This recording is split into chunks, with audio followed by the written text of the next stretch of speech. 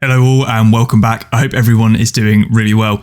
Going to be a quick fire update video as there is some news from across the crypto space, as well as singling out Hedera as it has been performing quite well recently, with more announcements coming from not only the Hedera team, but also the HBAR Foundation. One of the first things I want to take a quick look at is that on the Fear and Greed Index, a measure of sentiment across the cryptocurrency space, we're still at a 63, which is within the greed zone. For those of you who have not seen this previously, if I zoom out to the 1 year chart, we have historically seen when we're in times of greediness, we do tend to see a pullback into fear, i.e. a sell-off across the crypto spaces. We've seen this time and time again. We hit these new peaks and then we effectively pull back. This has been the highest we have seen in a long time when it comes to greed. Now, of course, we've got a very strange concoction of different economic factors which are driving different pieces of sentiment across the cryptocurrency space. We've got economic data, which is a little bit shaky, but then we've also got, conversely, bank runs that are occurring with different collapses across the financial space itself. We can see that extreme fear can be a sign that investors are too worried, i.e. they tend to de-risk those assets, and that could be a buying opportunity. When investors, though, are getting too greedy, that means the market is due for a correction. Take that with a pinch of salt as to what you are doing. Me personally, I'm still averaging into those positions. I do like to buy on red days when we see the Fear and Greed Index hit a red sort of day in particular, or even just red days across the board, and potentially look to take gains if you are on a very good green day.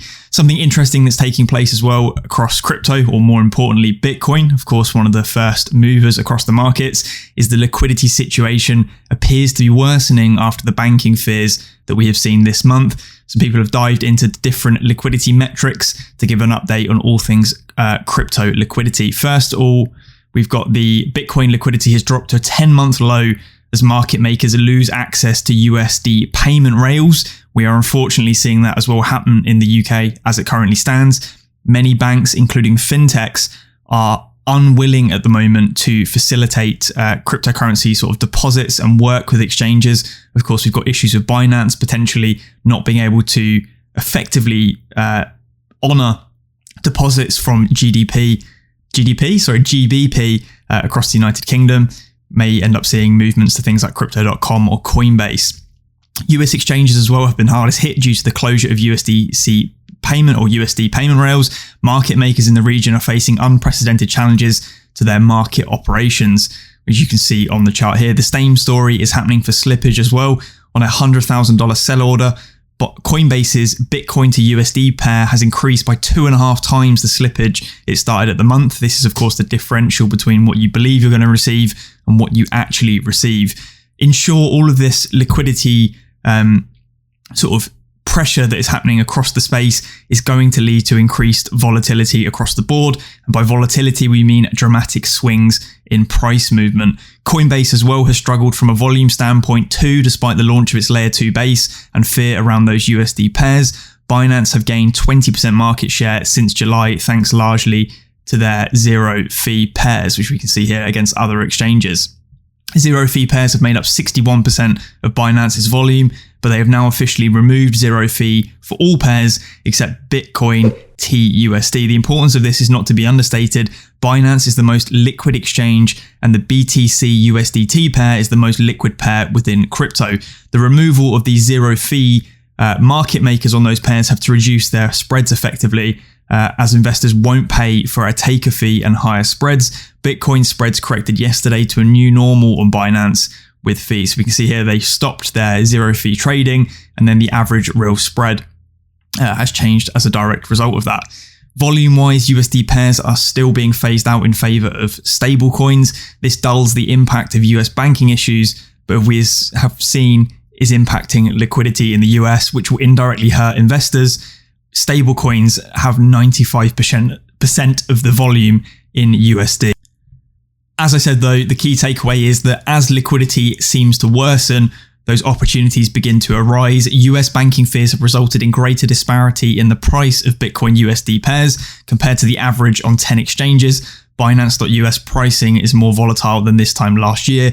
USD pairs are becoming easier to arbitrage. We are going to see more volatility across the space when it comes to different cryptocurrencies. Of course, the big players like Bitcoin and Ethereum will be hit first.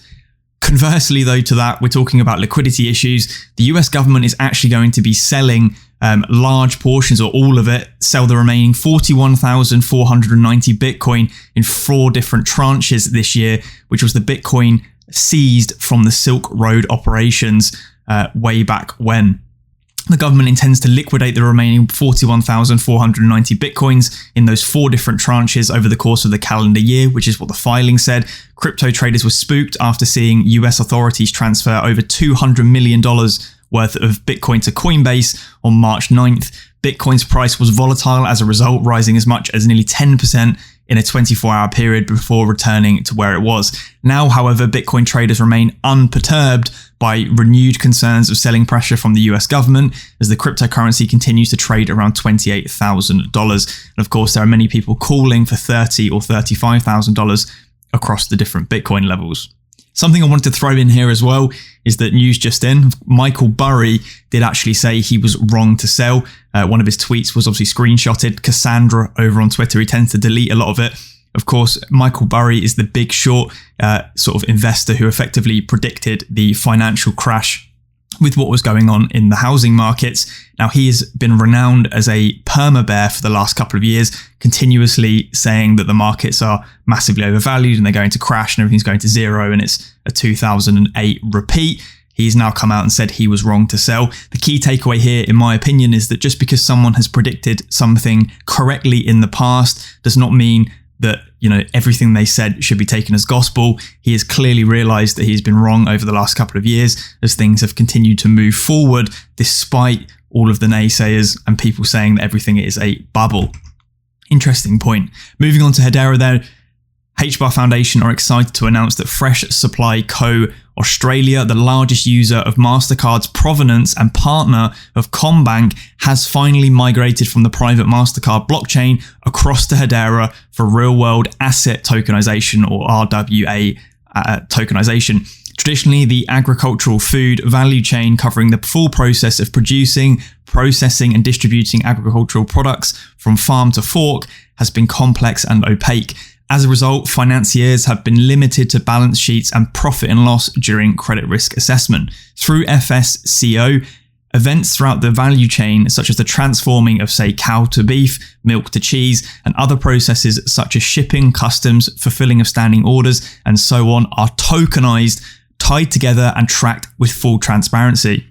So the full process from primary to secondary phases of the market cycle of these particular products are being tracked with full transparency now on Hedera. By tokenizing assets and events throughout the agricultural food supply chain at scale, FSCO is actively digitizing food production and trade, enabling complete transparency and deep verifiable data for financiers. This data then now enables those financiers to analyze and validate the goods and assets that are flowing in and out of businesses, in turn enabling them to substantiate cash flows as a result of those events on a continuous basis. As part of this initial integration, FSCO is migrating the whole of its existing business onto Hedera, leveraging not only the Hedera Consensus Service, but the token services as well. You can obviously catch more information about this and explaining the integration with the HBAR Bull. There's a video over on this particular Twitter thread. You can also learn more on the HBAR Foundation's direct website. This is an absolutely massive move, something I covered in the last couple of months when FSCO were announcing they wanted to move across to Hedera. We can now see that is finally live, and we should begin to see transactions move across onto the mainnet. And again, this is a massive step forward for enterprise level use cases native to HBAR. Not only that, we've got another massive teaser of something being built on top of Hedera, and that is this STARBURST Juicyverse, which are owned by the companies Wrigley's, are going to be creating a metaverse built completely on Hedera.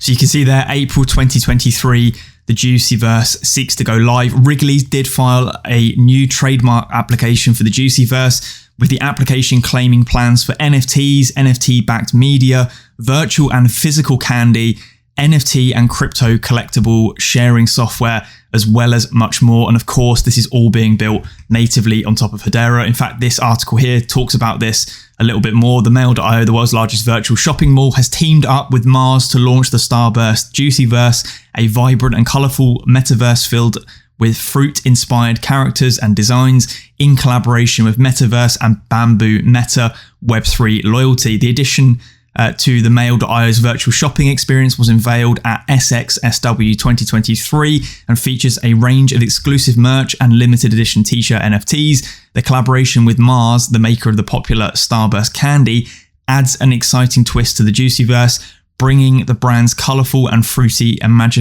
imagery to life. So through the Starburst Juicyverse, we hope to inspire moments of everyday happiness and deliver an exciting, immersive way for fans to experience the Starburst brand. And that was the managing director of Mars. And of course, again, this is being built on top of Hedera. These enterprise use cases keep hitting the ground running, and we should see this go live in April.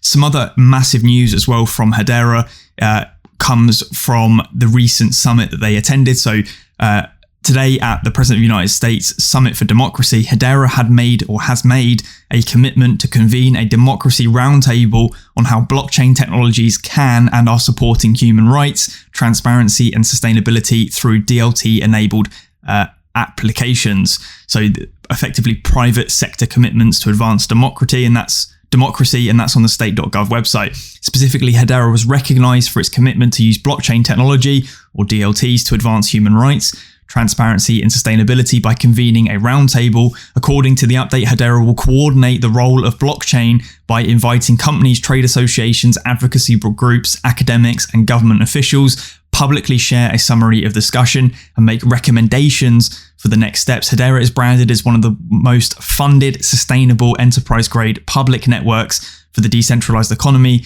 that enables individuals and businesses to create powerful decentralized applications. The protocol counts many of the top tech firms as some of the members of its governing council. Per its US commitments to the US government, Hedera will build on the current applications of blockchain, which extend to fighting misinformation, reducing data manipulation, and tracking financial flows. And of course, that is where Hashgraph comes into play with the HCS and HTS. What I love here is that effectively Hedera are getting ahead of the curve when it comes to regulation, and this is something that they've been preaching from day dot. They want to be on the right side of regulation, and they are getting in here early by joining and sort of chairing roundtables for summits of democracy and talking about how DLTs can help improve democracy from not only the US government, but I guess on a global scale to fight things like misinformation. Not only that, leverage Hedera Hashgraph as the DLT potentially for that to take place. It's fantastic to see that they are getting ahead of this early, though, to prevent things happening like what we're seeing between the battle of the SEC and XRP. We don't want to see the wrong kind of regulatory fire hit Hedera. The final thing that I wanted to cover in this video before I wrap it up then was a new Hedera improvement proposal submitted by DeFi Girl, talking about it here over on Twitter. HIP694 proposes a way for users to receive information for specific events as soon as it is available on the Hedera Hashgraph.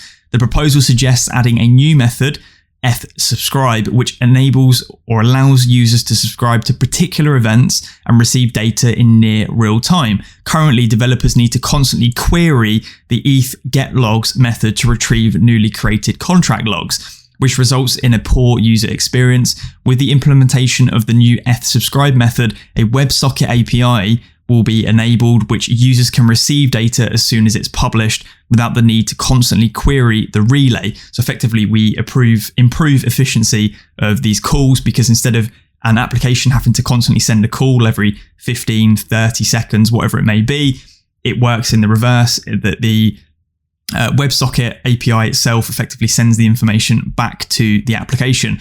The proposal includes implementing a class that queries the mirror node for every unique filter combination at equal time intervals, and limiting mechanism will need to be implemented to manage resources. Users will be able to subscribe to new contract logs filtered by a single contract address, multiple addresses and/or topics. As a developer building on top of Hedera, you can listen for certain contract events and be notified of their occurrence as soon as possible. You will also be able to see existing tools to listen for contract events, so you don't have to write code that constantly sends requests to a relay. Stay tuned for more updates on this proposal. So there's loads of different sort of consequences of implementing this HIP, which would be very, very good for things like the NFT ecosystems. So you can watch different collections to watch the transactions. It could be new things being minted under a particular collection itself. It could even be to do with sort of staking payments from different pools or whatever it may be. There may be ways as well for wallet providers like Hashpack to integrate this directly into the service, where you can effectively toggle notifications on and off for different events that are taking place across Hedera based on these API calls that are happening behind the scenes. Anyway, guys, hopefully you did enjoy this video. If you did, drop a like, leave a comment if you've got something to say. I do appreciate all of you guys, and I'll catch you in the next one. Cheers.